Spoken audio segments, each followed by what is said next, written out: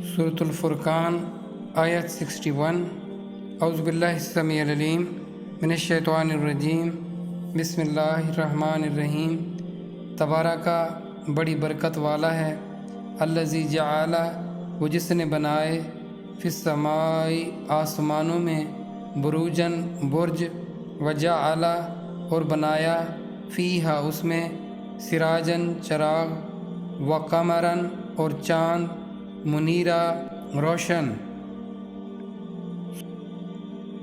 دیکھیں اللہ کی ذات جیسے احکامات دیتی ہیں ویسے اللہ کی ذات اپنے ہونے کی نشانیاں بھی، اس کا بھی تذکرہ فرماتے ہیں اللہ۔ اب اس کے حوالے سے دیکھیں، اب ہمارا تو اس چھوٹی سی زمین سے ہے نا واسطہ، اس کے سوا تو ہم کچھ اور دیکھتے ہی نہیں ہیں، نہ کچھ سوچتے۔ ہاں ارد گرد چیزیں ہوتی ہیں، بس انہیں ہمیں احساس ہوتا ہے کہ بس یہ ہیں، بعض دفعہ ان کے ہونے کا بھی ہمیں احساس نہیں ہے، ہمیں رہتا۔ لیکن اللہ ہمیں بار بار ان چیزوں کی طرف توجہ دلاتے ہیں۔ اس کی وجہ کیا ہے؟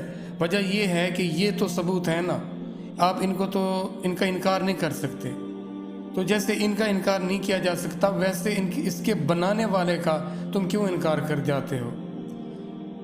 اب یہاں پہ آسمانوں کا تذکرہ ہو رہا ہے، ایک آسمان نہیں، اسی جمع کا صیغہ آ رہا ہے اس میں۔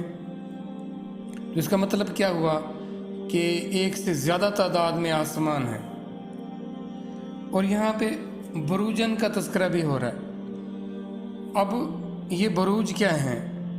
یعنی بڑے بڑے قلعے، جیسے ایک بہت بڑا قلعہ ہوتا ہے، اور قلعے میں کیا ہوتا ہے؟ قلعے کی ایک باؤنڈری ہوتی ہے، ایک فصیل ہوتی ہے، اور اس کے اندر پورا ایک شہر آباد ہوتا ہے۔ تو اس لحاظ سے یہ کنسیپٹ، یہ جو برج کا کنسیپٹ ہے، اس میں کسی تفسیر، چونکہ تفسیر کرنے والوں کا کوئی ایسا یا علم یا آگہی اس کی طرح کی نہیں تھی، یعنی کاسمالوجی خاص طور پر۔ پہلے تو اسٹرانومی سے ایک شاخ تھی، جو علم فلکیات، جو ہمیں نیچے سے نظر آتے تھے جو چیزیں، بس اس کی بات ہوتی تھی۔ اب اگلا جو سٹیپ ہے وہ کاسمالوجی کا ہے، جس میں اس خلاؤں سے، ان فضاؤں سے باہر نکل کر پھر اس پوری کائنات کو پڑھنا، جو کائنات کا علم ہے وہ کاسمالوجی کے اس شاخ کے تحت آتا ہے۔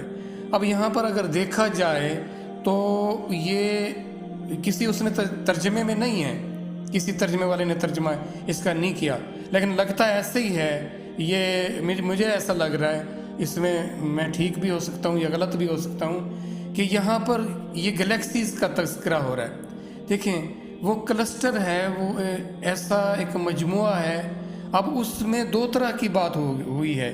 ایک تو چراغ کی، چراغ کیا ہوتا ہے؟ وہ خود سے روشن ہوتا ہے، اس کے اندر کوئی نہ کوئی چیز جلائی جاتی ہے، جس کے جلنے سے وہ روشن ہو جاتا ہے، وہ خود چمکدار ہوتا ہے، وہ خود روشنی کا کیا ہوتا ہے؟ منبع ہوتا ہے۔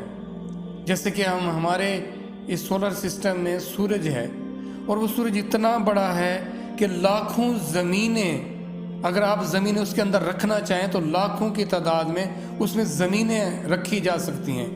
دیکھیں کتنا بڑا ہے یہ، اور وہ خود سے روشن ہے۔ اس کے اندر وہ ہائیڈروجن یا ہیلیم گیسز ہیں، جو انسان کی تحقیق کے مطابق، واللہ عالم اس میں کس حد تک سچائی ہے، یا آگے اس سے آگے کتنی تحقیق جاتی ہے، کہ وہ ایسی گیسز ہیں جو جل رہی ہیں مسلسل، جن کے جلنے کی وجہ سے روشنی اور حرارت، نہ صرف روشنی اور حرارت آ رہی ہے بلکہ اور بہت ساری انرجی والی چیزیں بھی اس میں سے خارج ہو رہی ہیں، اور جس کا استفادہ یہ پورا کا پورا سولر سسٹم کر رہا ہے ہمارے سولر۔ اچھا ایک تو وہ چیز جو خود سے روشن ہوگی، اچھا ایک اور چیز جس کے اندر روشنی نہیں ہوگی، وہ ان روشن ستاروں سے، ستارے ہوتے ہیں اور سیارے ہوتے ہیں۔ ستارے خود سے روشن ہوتے ہیں، اچھا، اور سیارے خود سے روشن نہیں ہوتے، وہ ستاروں کی روشنی پڑنے پر چمکتے ہیں۔ جیسے ہماری زمین کا وہ حصہ جہاں دن ہوتا ہے تو وہاں سورج کی روشنی پڑ رہی ہوتی ہے، اگر وہ حصہ ہم خلا سے دیکھیں گے تو ہماری زمین وہ روشن نظر آئے گی۔ جیسے ہم چاند کو دیکھتے ہیں، چاند کی اپنی کوئی روشنی نہیں ہوتی، وہ چمکدار ہے، وہ ریفلیکٹ کرتا ہے، وہ سورج کی روشنی کو لیتا ہے۔ جب سورج کی روشنی اس پر پڑتی ہے تو اس کا وہ حصہ چمکنے لگ جاتا ہے۔ دیکھیں ہمارے چاند کی گریجولی مختلف قسم کی اس کے حالتیں ہوتی ہیں، درجے ہوتے ہیں، وہ کتنا باریک سا ہوتا ہے، پھر بڑھتا جاتا ہے اور پورا چاند روشن نظر آ رہا ہوتا ہے۔ تو یہ اللہ تعالیٰ دیکھیں اس کے متعلق ہمیں بتا رہے ہیں کہ وہ ذات کتنی برکت والی ہے۔ اب خربہا قسم کے یہ ستارے اور سیارے ہیں، اور اس جیسے میں نے سورج کا آپ لوگوں سے عرض کیا، یہ اتنا بڑا ہے کہ لاکھوں زمینیں اس کے اندر رکھ دی جائیں، وہ اتنی اس کا سائز، اس کی جسامت اتنی ہے۔ اب اس کے بنانے والی، پھر ان کو مینٹین رکھنے والی ذات کتنی برکت والی ہے۔ برکت کیا چیز ہوتی ہے؟ جو چیز ختم ہونے میں نہ آئے۔ ہم کہتے نہیں ہیں کہ اس چیز میں تو بہت برکت پڑ گئی، کہ یہ چیز ختم ہونے میں بھی نہیں آ رہی۔ تو وہ اللہ وہ ذات ہیں جو اس قدر بابرکت ہیں، اتنی بڑی کائنات۔ اب وہ کہا جاتا ہے کہ ہم سمجھتے تھے کہ ایک کائنات ہے، اب اس سے ہم جان نہیں پاتے کہ کتنی کائناتیں ہیں، اور اتنا بڑی ذات ہے وہ، اتنی ایسی کائناتوں کو تخلیق کیا جس کی کوئی حدیں نہیں ہے۔ تو وہ ذات، اس ذات سے ہماری وابستگی اور ہماری بندگی کا جو معاملہ ہے وہ کیوں ایسا ناقص سا ہے؟ یہ وہ بہتر لیول کا کیوں نہیں ہے؟